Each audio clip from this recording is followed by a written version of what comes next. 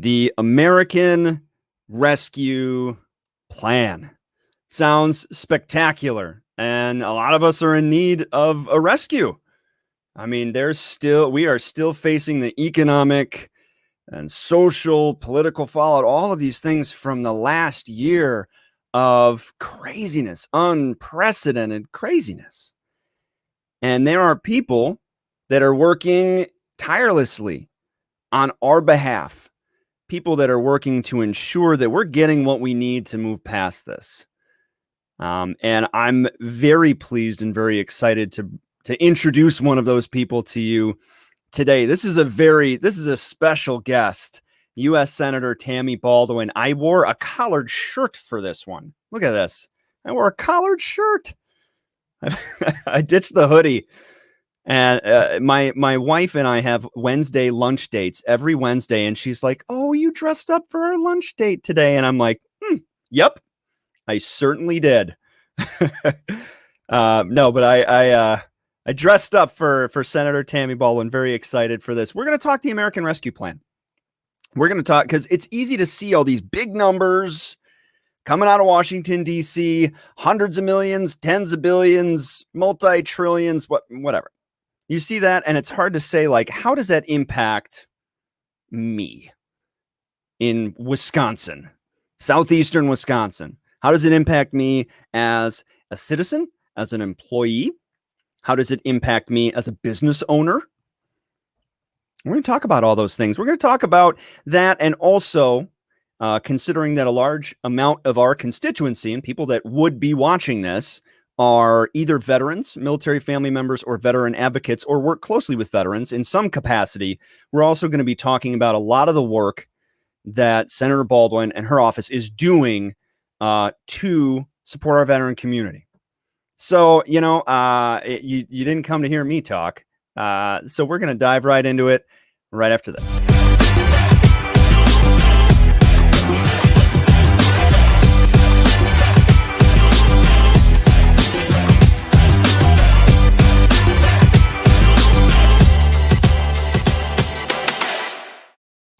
All right, motivated, very, very excited to introduce, and we actually have two people to introduce. We have a surprise guest as well, but very excited to introduce first United States Senator Tammy Baldwin. Ma'am, how are you? I am doing very well, particularly because I am home in Wisconsin for this Very week. nice. We have a week-long recess from the Senate in observation of Memorial Day on Monday, and then we get back to work next week in Washington, D.C. But it's been great to be home and increasingly getting out a little bit more because of where we find ourselves in the progress against this pandemic. Absolutely. And I think no matter where somebody stands or sits on the political spectrum, excuse me, either all the way on the left, all the way on the right, somewhere in between, not a lot of people in the in-between these days, but somewhere in between, I think we can all agree. And it is very rare to get pretty much unanimous consensus from our country. But boy, I think we can all agree that we're ready to put all this behind us. I don't know about you. Yes, indeed. Oh, yes, indeed. You betcha. And we also have another guest that you wanted to introduce, and I'll bring her on. Chris, hello and welcome. So I want to who works in my Wisconsin office. She does. She is a veteran herself and does casework. So what do we mean by casework? Constituent services. When you have a federal agency that is not providing answers or not doing its job, we're happy to double team, and so Chris specializes in issues that come up with the VA, but also serving our Wisconsin veterans generally, and we have a casework team that deals with all myriad issues. I don't know if I stole all your thunder, Chris, or if you wanted to say anything else. Oh, yes, you took all the thunder. No, thank you for having us, Adam. And I can't wait for our next in-person Veterans Chamber of Commerce event. I Ooh, miss the them very plug. much. Thank you. Yes. So yeah, I assist Senator Baldwin with casework, anything to do with the DoD, military branches, the VA, and it's just a pleasure. It's just a pleasure to be able to help veterans in Wisconsin. It's a great job. I love it, and just again, thanks for having us today. You bet.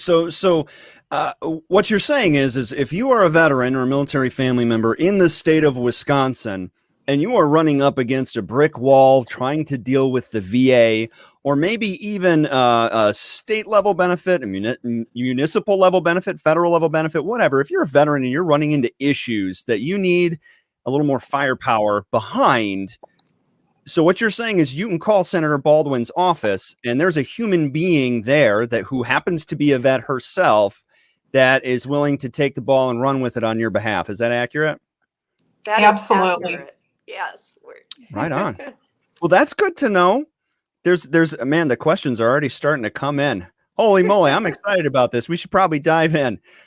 Chris, thank you so much for joining us. I'll probably leave you on here because we may need to tap into your expertise here. But so obviously, Senator, you've had a lot going on. It's been very, very busy year in DC and in Wisconsin. Get us caught up. Right now, we're at the American Rescue Plan, which to me just looks like a big number with a lot of zeros behind it. Yes. And probably to a lot of people. And we're wondering how that's going to impact us and bring us back. Can you kind of give us an overview of what the American Rescue Plan really is and how that's going to help? Certainly. Well, in many ways, I view the American Rescue Plan as being the bridge from being in the midst of a pandemic to having us emerge the other side and ultimately seeing this pandemic largely in the rearview mirror. Although we're going to have some issues to deal with for a long, long time to come, and I can dive into those if anyone wants to hear. But so a cornerstone of the American Rescue Plan was actually about getting to the level of vaccination that we need to crush this virus, to give it no more options of people to spread to, right? So you've either had COVID and then you should still be vaccinated, or you've had the vaccine. And if you ultimately minimize the number of people who are still potential have potential of getting it, the virus has nowhere else to go. I do want to put a couple of cautions on that. So, some of these huge allocations of dollars relate to the fact we give out the vaccine for free in the United States of America. And so no one should be charged for availing themselves to it. But to ramp up, to provide a vaccine that's an injection vaccine and 2 doses for most of the approved vaccines, there's one that's just 1 dose. To make that available to everybody in the United States is no small task, and it's not inexpensive. And so a lot of the dollars went to vaccination related issues. Additionally, here's what I would say our 2 biggest threats are in terms of a recurrence of the pandemic.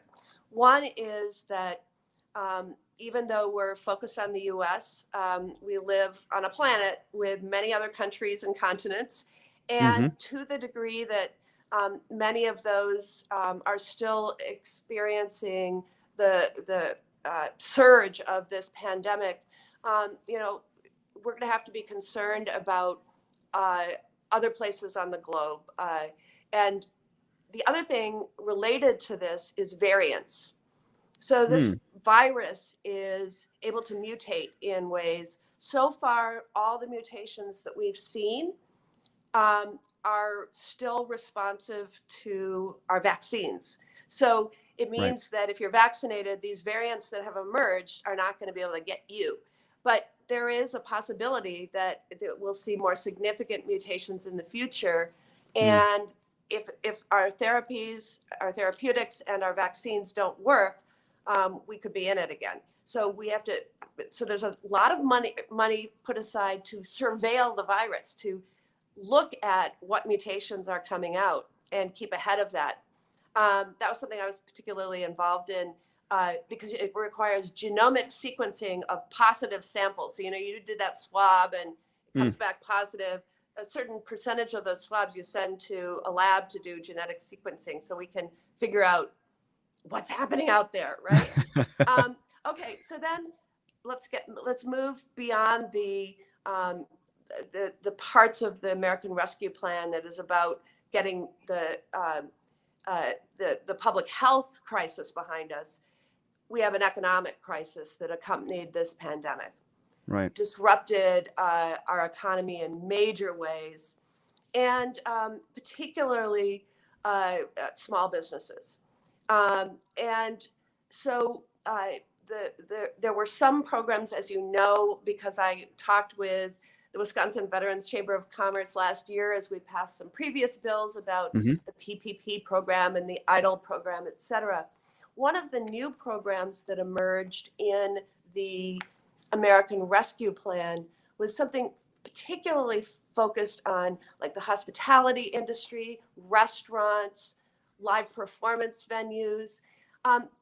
In most cases, the first to have to close, and sort of the last to get permission to reopen, and sometimes gradually with a reduced number of people, and we'll ramp up hopefully to full capacity. But it means that there were special struggles that these small businesses had that weren't necessarily recognized in these other small business programs. And so we were able to create a restaurant revitalization fund.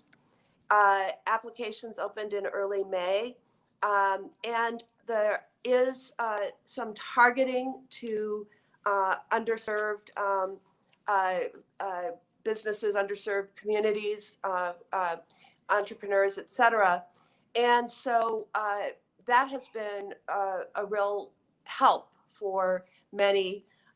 We also have in that live venue event fund. These are performance spaces, big or small. Like Summerfest, it would be probably the biggest live venue in the state of Wisconsin, and they had to not have Summerfest last year. But how sad was that? I know. And then, but there, you can imagine all sorts of smaller ones, stages, et cetera.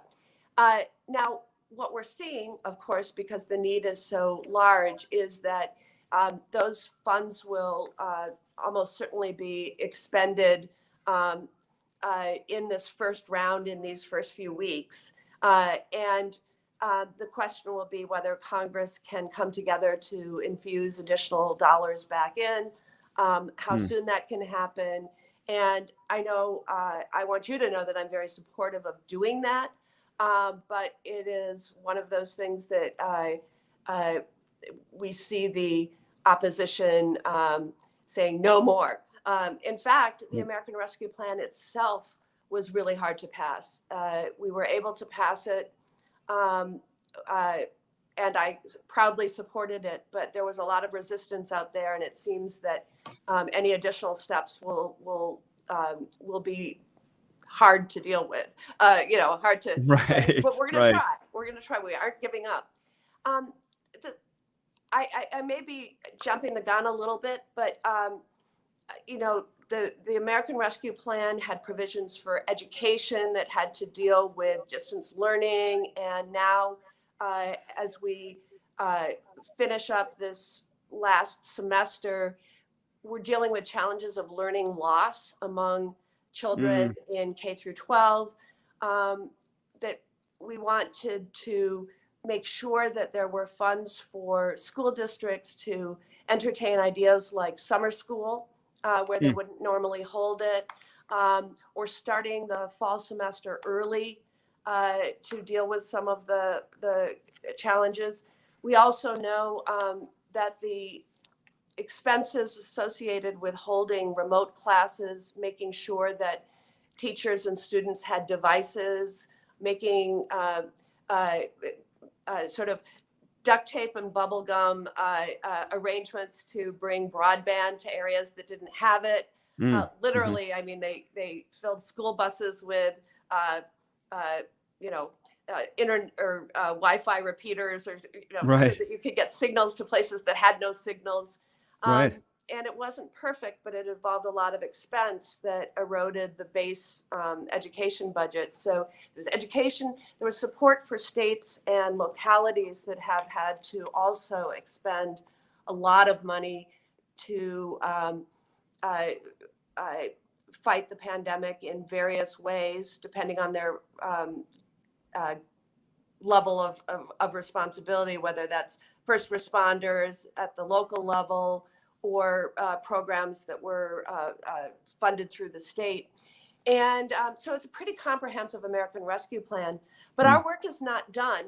And focusing more attention on our complete economic recovery, Joe Biden has proposed the American Jobs Plan, which is kind of the big piece of legislation that we are working on right now.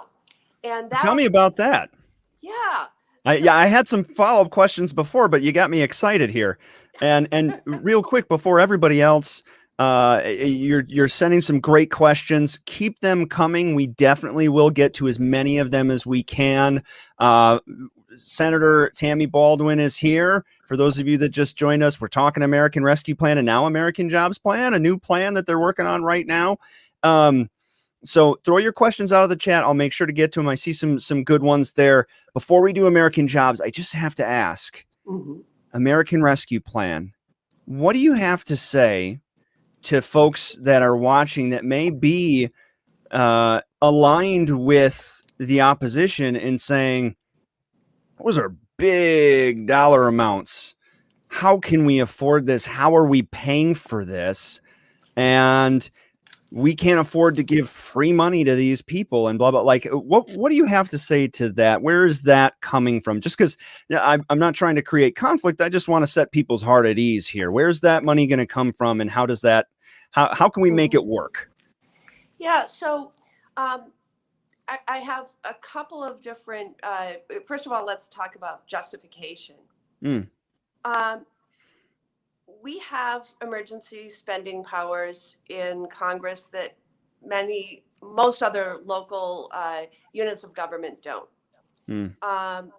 And we often spend in emergencies or in these particular circumstances without identifying a revenue source to pay for it because the emergency dictates it. So let's say a hurricane or wildfires, or we're attacked and we enter a conflict to protect our homeland, or to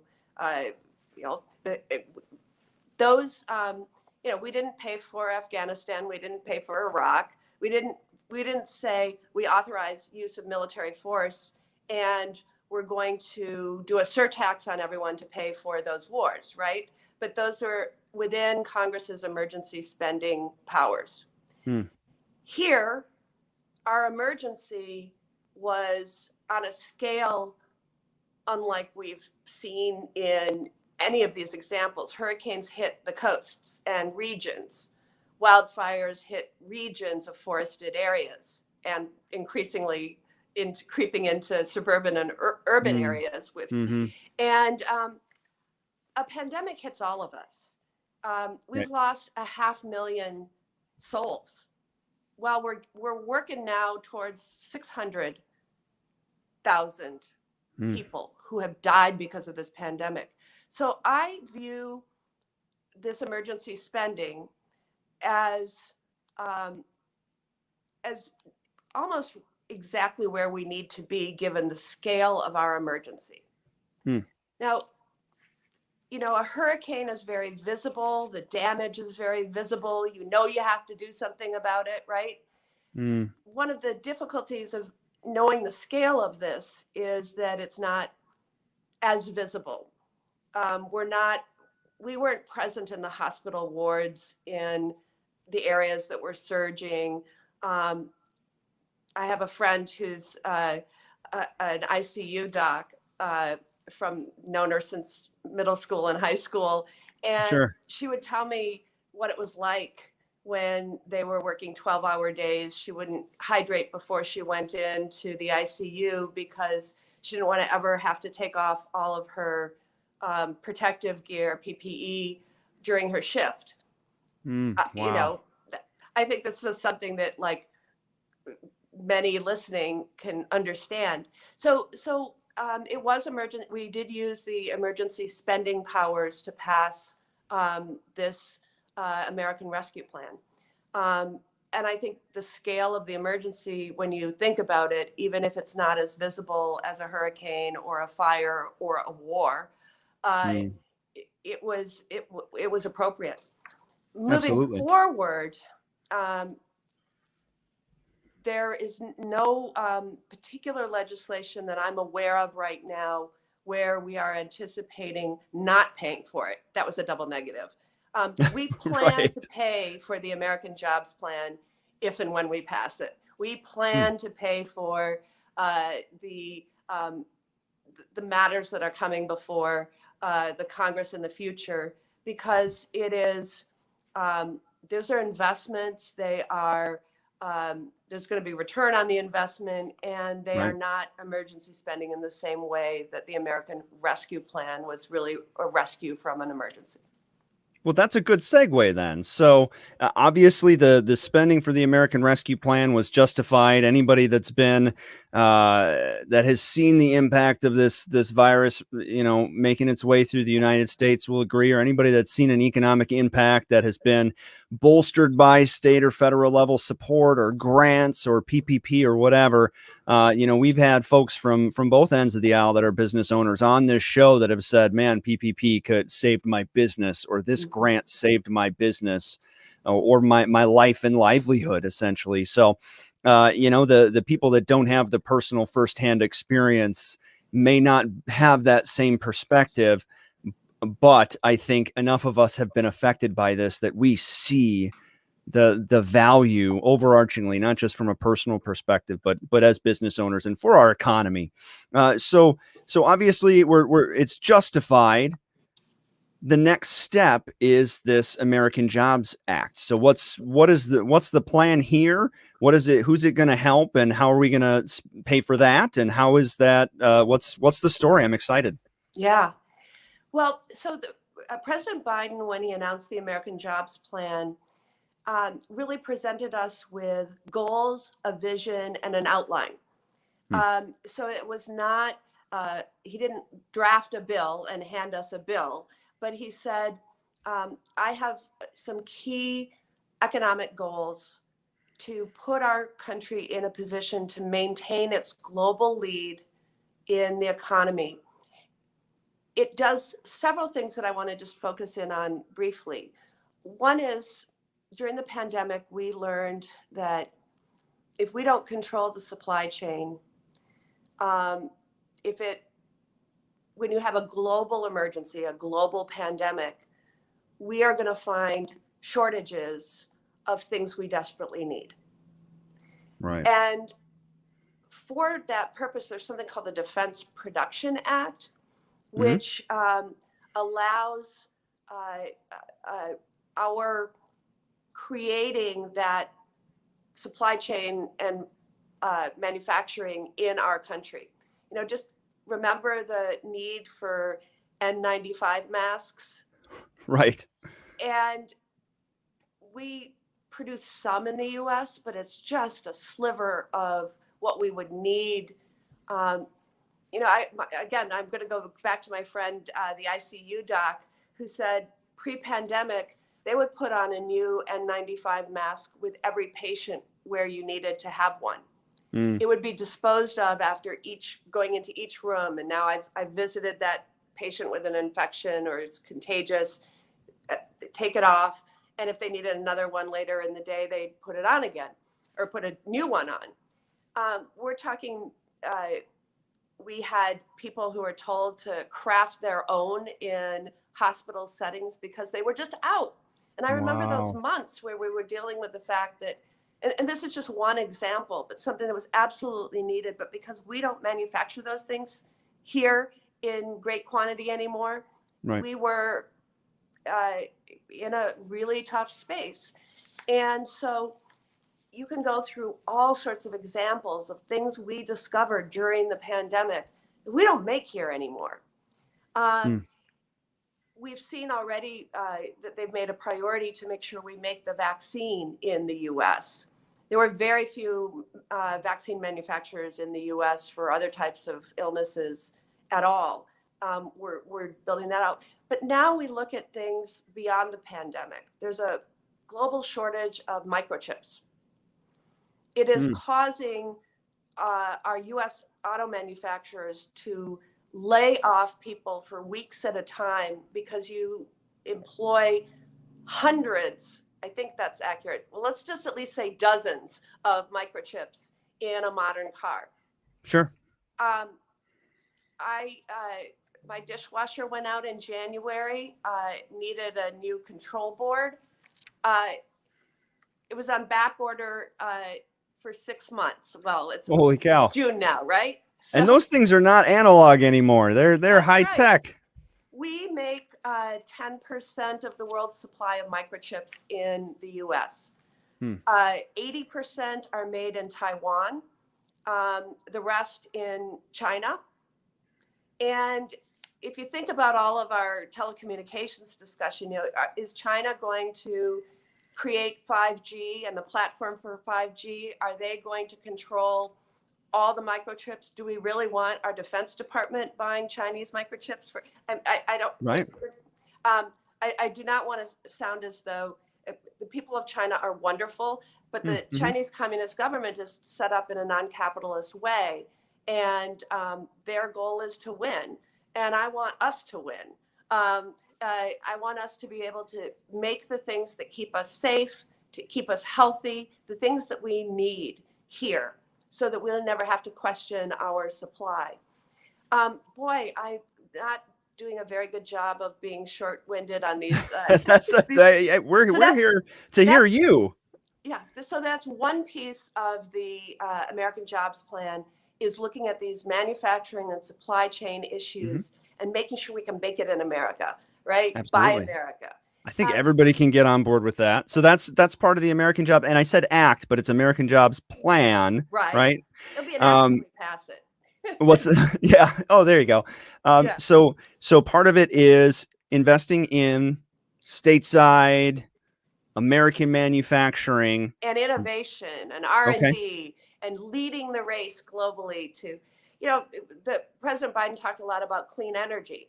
And, we have a crisis with regard to climate change, or extreme weather, if you don't want to talk about climate change, because you can't ignore, 14 inches of rain in 24 hours. That happens, and it happens in northern Wisconsin, and it causes things. So that type of focus also, don't we want to be on the cutting edge of all of these new technologies, or do we want to just say, let somebody else discover it and develop it and make it there? So anyways, that's the manufacturing side of this. And the other is the infrastructure side of it.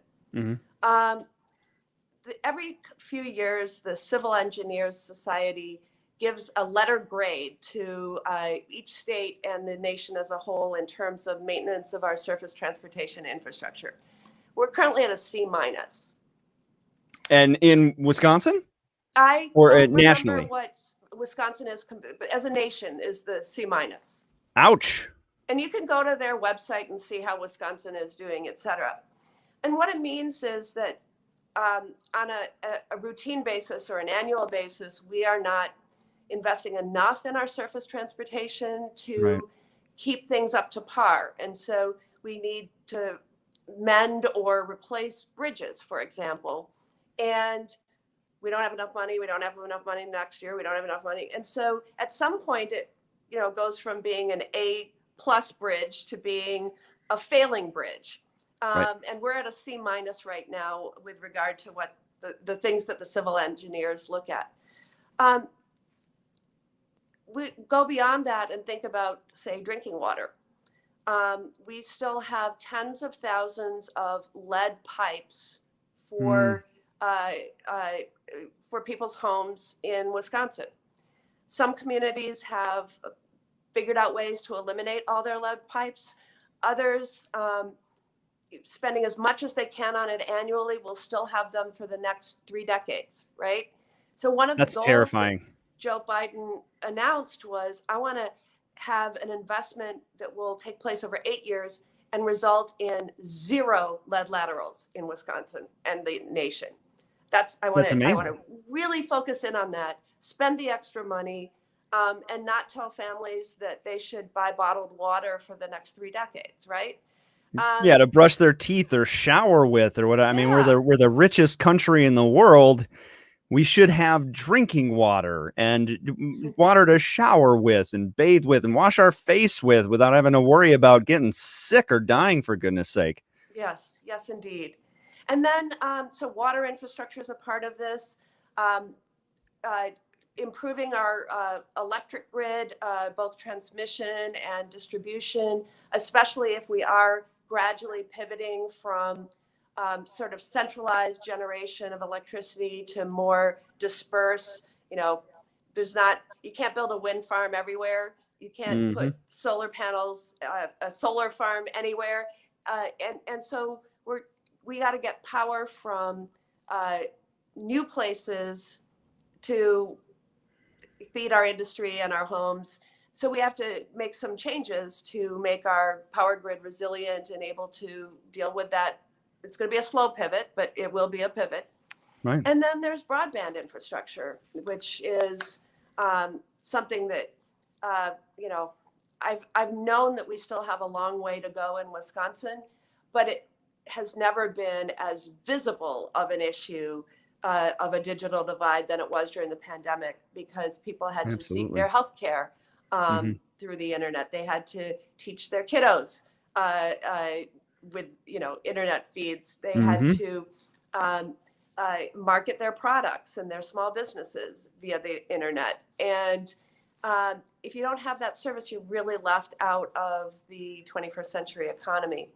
So how do we aspire to closing that digital divide, both in rural and urban areas? Urban areas, it tends to be more about affordability, and rural areas, there's just not this is technology neutral too. So it might not be the fiber optics, or there might not be the cellular reach, but it leaves people behind, and we want to fix that. This, Joe Biden does propose to pay for the American Jobs Plan through an adjustment in the corporate tax for large corporations. And we're very focused on trying to leave out the small and medium size that are just fighting to get by. But I think we all, regardless of view, get really upset when we hear about a Fortune 10 company that's not paying any taxes. Right. Now, in 2017, in the calendar year 2017, the tax rate for corporations was 35%. But there was a tax bill that passed in 2017 that lowered it to 21%. Joe Biden is proposing to bring it basically to the midpoint. So it won't be back to pre-2017 levels. But his way of paying for this infrastructure bill would be to adjust that from it was 35%, then 21% to 28%. And I think that's a reasonable thing, because I do think that they need to pay their fair share, and I think that they will benefit a lot from these investments. Some of these, they need strong roads and strong bridges. They need to keep our ports and harbors up. They need agriculture needs these things to work. If we have a lock or dam out on the Mississippi, our corn growers and soy, they can't sell to the rest of the world if their stuff is trapped behind a broken lock in central Wisconsin, Absolutely. where the Mississippi River is our transportation. So, anyways, that all sounds amazing. But so since it all sounds good and there's jobs attached to all of these things, investing in infrastructure, broadband technology, staying current with our innovation and our tech, investing here at home, having corporations, the large ones, pay their fair share to fund it. So given the fact that it all sounds good, we'll probably just, throw it through Congress, boom, boom, sign it, done. No problem, right? No. Nope. So what do you anticipate? What do you anticipate the resistance being to this? And, if half of our, us being a nonpartisan organization, we've got half probably watching saying like, that'll never work for whatever reason. But what resistance do you anticipate? And how can we bridge the divide and maybe get some common ground and push this through to help the people that really need it and to invest in our future and this pivot? I will tell a little story just about my time in the Congress, in either House of Congress, just to show you where it's come and why. And I think that answers your question. So the transportation authorization bills, now I'm just talking surface transportation, used to be the most exciting and bipartisan bill in the Congress of the United States because we all got a chance to study the things that needed to happen in our states or our districts, and try to wed the needs with the authorization bills and the funding, et cetera. And we had a dedicated funding source for transportation infrastructure called the gas tax. Well, there's all sorts of reasons why revenue from the gas tax has shrunk and not kept up with our transportation needs. And that's when things started getting more difficult to find consensus and unity because everyone wanted to do the infrastructure. But nobody wanted to be the member of Congress who says, well, let's raise the gas tax or let's switch to a miles driven formula so that electric vehicles will also have to, pay their share. Or let's just find a new revenue source that we haven't, looked at before. As soon as the money wasn't there reliably to meet the infrastructure needs, that's when we started neglecting our infrastructure. And because we could only pass bills that would be funded by the existing revenue sources, and so we have deferred maintenance year after year. So we've gone from this being the most exciting bipartisan bill that everyone looked forward to discussing. That transportation usually is an every 5-year bill, but it would there'd be like one no vote, right? Right. So the obstacle is going to be reaching agreement on how we pay for it. And again, I said at the very beginning, if it's not emergency related, we have to pay for it. And so that's why there's controversy. I think you also, I want to give voice to the opposition in another way. There's some that don't consider broadband, say, to be infrastructure, or don't consider, the only thing that they consider infrastructure is the roads and the bridges. And one other element, there are some job training aspects of this. This is so bold and so big. If we want to bring ourselves from a C- to an A in 8 years, we don't currently have the workforce that can do that. If we want to get rid of all the remaining lead laterals, we have to train some new pipe fitters, right? Right. Good jobs. And so this contemplates also building and training the workforce that's needed to do this. Because otherwise we won't be able to achieve that result.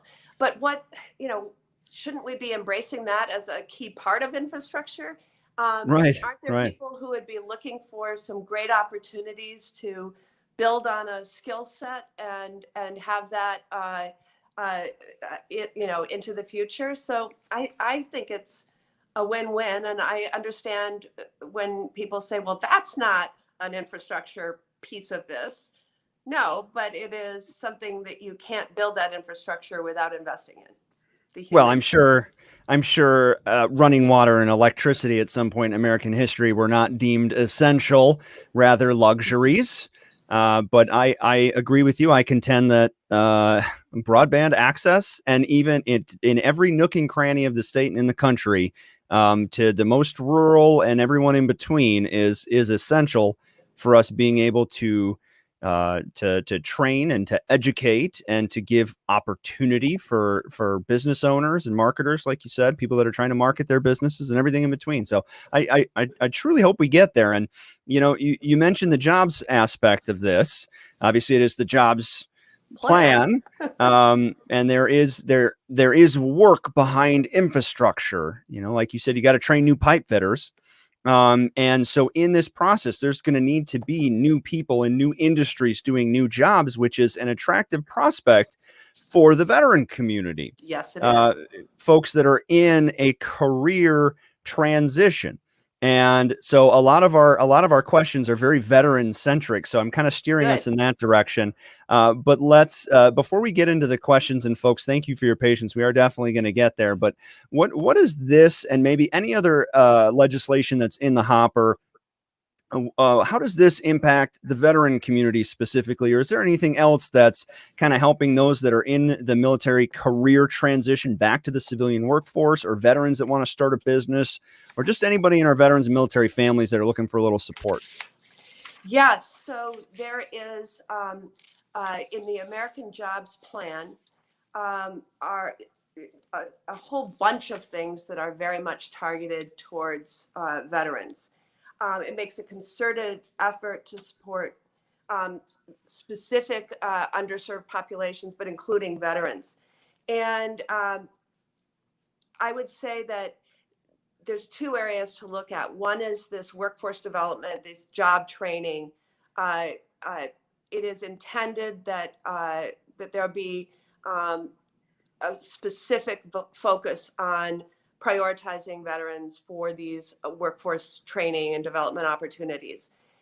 Secondly, we have a phenomenal number of small businesses that, I mean, it's a huge percentage of veterans who are more likely to be self-employed following their military service. And so some of the additional small business opportunities are, again, focused on veterans.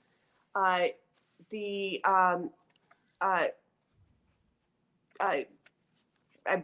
I'm looking at my cheat sheet here. No, it's all good. I threw this question at you from left field here. The So American Jobs Plan includes historic investments to empower all small businesses, but including the more than 2.5 million veteran-owned small businesses. It will expand small businesses in underserved communities, increase engagement in the innovation economy, and create a new financing facility for small manufacturers. But within each of those programs, there will be a focus on veterans and veteran-owned businesses. So how does that manifest then at the state level? Let's say I'm a small business owner in Wisconsin, and I see that this jobs plan is claiming to invest in me and invest in my health and my growth and my ability to scale and create a support my family adequately. How does that manifest at the local level? Is it grant funding? Is it business development support, or all of the above? My sense is, so let me just give you a big caveat before I answer, which is the American Jobs Plan was a vision, goals, an outline, and we're putting the details together as we speak. I'm asking for tactical when you guys are at the strategic right now. Right. Gotcha. Exactly. So I'll have really clear answers once we pass the bill, so to speak, because then we'll have, we can look at section C and this is how. But let me tell you a little bit about the direction I think we're going. By way of an example, in manufacturing, let's say you're already a small manufacturer, specialty of some sort. So I was talking about the supply chain issues, and there's a group called the Manufacturing Extension Program, MEP. Probably a number of your business owners are familiar with the MEP. A role that I contemplate that they could play, in addition to the many helpful things they do already, is to increasingly see where we have gaps in our supply chains. And they know the small manufacturing and medium-sized manufacturing community in Wisconsin, and to say, well, with these adjustments, you could enter this market and become a domestic supplier for something that we need here in our supply chain, a component, et cetera. That would be one example. And then I believe that the MEP has the wherewithal to also be prioritizing and can get additional instruction on prioritizing veteran-owned businesses, et cetera. Certainly in government procurement, there's a lot of things already in place. We can follow those models where we're talking about government taxpayer dollars going into either manufacturing or into infrastructure. And so I would imagine we won't recreate the wheel, that some of the ways of prioritizing will be similar, and but it's not, the details have not yet been debated out and hashed out in our various committees. So we have the goal and the aspiration. As you said, we have the strategy. Now we have to get to putting it together in a way that makes it work. Well, the important part is that the verbiage is in there in the overarching vision at the strategic 30,000 foot level that says we need to prioritize veterans and military families in these initiatives. Something that may not have necessarily been in a bill of this nature 10, 20, 30, 40 years ago. You know, we're definitely making progress as a community. And we have you and other people that are fighting the good fight on our behalf to thank for that. So I want to make sure that we get to the questions here because we are kind of rounding third here.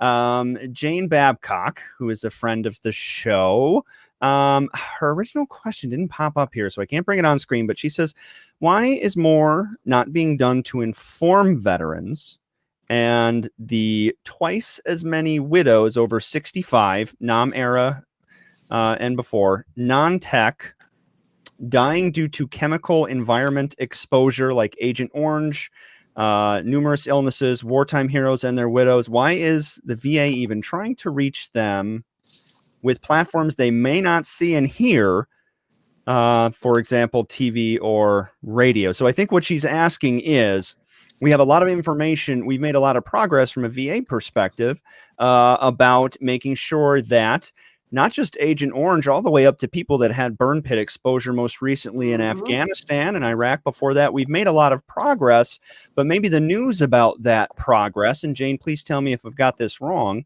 but getting the news of that progress and letting those that maybe are in rural areas or maybe not online or watching TV to understand what benefits are available to them. Can you speak on that? And that may harken to our need for broadband access, or I mean, it may tie in there. What do you think?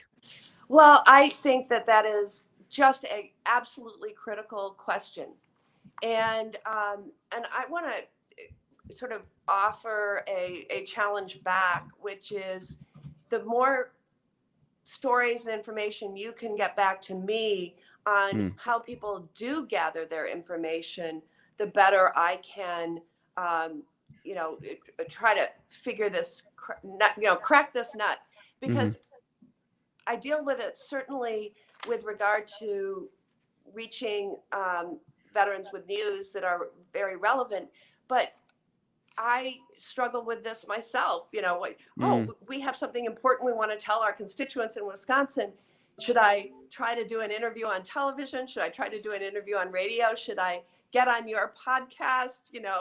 There you go. How do I get this out? How do you reach the Billboards, masses with the message? right? Just like vaccination information, for example. And then there's also pushback with some sort of centralized vaccination messages. People really have to hear from somebody they trust and somebody local. So it's like, okay, well, that's a different challenge. So let me then step to the next point, which is, I think the handoff from active military to veteran status, from everybody, I haven't experienced it, but I talk to a lot of people who have, and it's clumsy. And there's all sorts of good reasons for it being clumsy. You just want to get out, right? It's like, I've done my service. I want to get out. I don't want to listen to a week-long series of lectures about this or that. My mind is just on getting home. Oh, we could talk about that for hours. The congressionally mandated transition course, and Chris is over there going, "Yep, yep." No, I hear it over and over again. But all of a sudden, we lose connection. And we, meaning, the VA sometimes doesn't establish the connection that it needs to in order to make people aware. And so one of the keys, actually, and I'd be real curious to know how many of the listeners use their county veteran service officer, but often that CVSO is the soul that they talk to say, hey, I'm a veteran in your county. You're supposed to have something to do with me. How do I get this or learn about that, et cetera? Right now, CVSOs are paid for by the counties that they serve. I think there's some state funding in there too. We're actually trying to pass a bill that I authored that would add just a small amount of federal funding, but so that we can, first of all, make sure that those services don't diminish. There was a while back under our previous governor, they were talking about having one for every 3 counties or rural counties, et cetera. Then that person becomes really distant. You can't walk into their office and talk to them. It's hard enough when there's only one per county. But the other piece of having a federal role in that is making sure that that we can provide a more direct link to the knowledge that they need about, well, hey, I should, there's a new federal program, or we're doing, we have a new treatment for Gulf War illness, or we have, the K-2 Veterans Act is something that people should know about. And so I do think that that's one angle. It's a sort of person to person. It gives that person a pretty huge role. Let me mention one other thing that I've heard as a criticism, and yet I would imagine a veteran would have some concerns about their being put on a list of being a veteran in a county, right? But I talk to so many employers who are really, really wanting to hire veterans, and they would do their own reaching out if they had any way of finding out who the veterans are in their communities. It's a tough spot. So some of us don't want to be identified as such. I absolutely get it. And so I don't think we're going to solve that one easily, but there could be, conduits where veterans looking for work and employers looking for veterans to work could be joined together in with a trusted person having that information, rather than giving employers direct access to a list of veterans who've moved into their communities. Perhaps the Wisconsin Veterans Chamber of Commerce should release a veteran-specific job board on their website in like a month's time. Stay tuned. That's exciting. Yeah. The unintentional plug. We're working on that right now. I think we have time for one more question, because I want to make sure. I know we have a hard stop here at 12:30. I feel like I could talk to you for hours. Jeffrey Bauer says, why are the states not more responsible for the items discussed, infrastructure in particular? I'm not sure what that's referencing, but do you? Yeah. So we have a state Department of Transportation in Wisconsin. And we have surface transportation. again, I can talk so long about each topic here. So Sure. We have interstate highways, we have US highways, we have state highways, we have county trunks and county, and you see the different signage for each. And frankly, there's town roads that only towns pay for, et cetera. So as simple as it sounds to get up to an A+ from the civil engineers for our surface transportation, you're talking about a lot of different units of government. And it is absolutely true that Wisconsin could, for example, create a revenue source of its own beyond the state share of the gas tax to take on more of this. And Sure. less of it would come from the federal government. Our state legislature has shown itself to be pretty unwilling to, increase the gas tax, or they've debated tolling for a long time. We don't pay any tolls. I don't need my I-Pass when I drive through Wisconsin, but Sure. I need it as soon as I hit the southern border to get through Illinois. Right. So all of those things would be options. It takes a legislature willing to do that, and so far you haven't. I will say, in my talks with town board members and county board members, they're saying the feds send the money to the state, and it never gets to us. They use it to fund those big projects that the State Department of Transportation has identified. And when it comes to helping us figure out how to address the potholes in Township A, it never trickles down. And so as we were putting together this package, that's one issue I'm really looking at is there a way we can give our smaller communities a bigger piece of this? Right on. Yeah. Cut out the middleman, get right to the township and the municipality. I like it. Oh man, I wish we could get more questions. Bill had a question about veteran-owned businesses and priority with the infrastructure plan and real estate. And I would encourage all of you, our friend Randy just posted the Senator Baldwin's constituent services link, and hello to Chris, he says. There's the website right there, baldwin.senate.gov/help/veterans. If you have, you can also, let's see. I think if you just go to baldwin.senate.gov/help, you can submit a query, and I would encourage you to do that, please, because they're here to serve all of you. Chris, thank you as well. Senator Baldwin, thank you so much for your time. This has been a real pleasure. I feel like I could pick your brain here for hours, but alas, we're cutting off at an hour. So thank you. Thank you from the bottom of my heart for sharing your time with us today. Well, thank you. And thank you to everyone on the call. We appreciate your service, and we want to be helpful whenever we can. You betcha. Thank you. I'd ask you to hang on the line if possible for just about 30 more seconds. Thank you so much, Senator. Wow, that was so cool. I feel like we got to do that again sometime. There was a lot more we could have talked about. If you reach out to your senator, reach out to your local, your state, your federal politicians. They want to hear from you. And if there are issues going on in where you're at and they don't know about it, you got to let them know. So submit that query, like send something on their website. Hey, we're dealing with this issue over here. Can you take a look? Because maybe there's a chance. Because there's a lot that they have to consider and be aware of. It's good to know that there are people that are fighting on your behalf and on the behalf of working together, to help bring us back from this pandemic, which is not an easy task. So, folks, thank you so much for your time. Here's the outro video. We'll see you next week.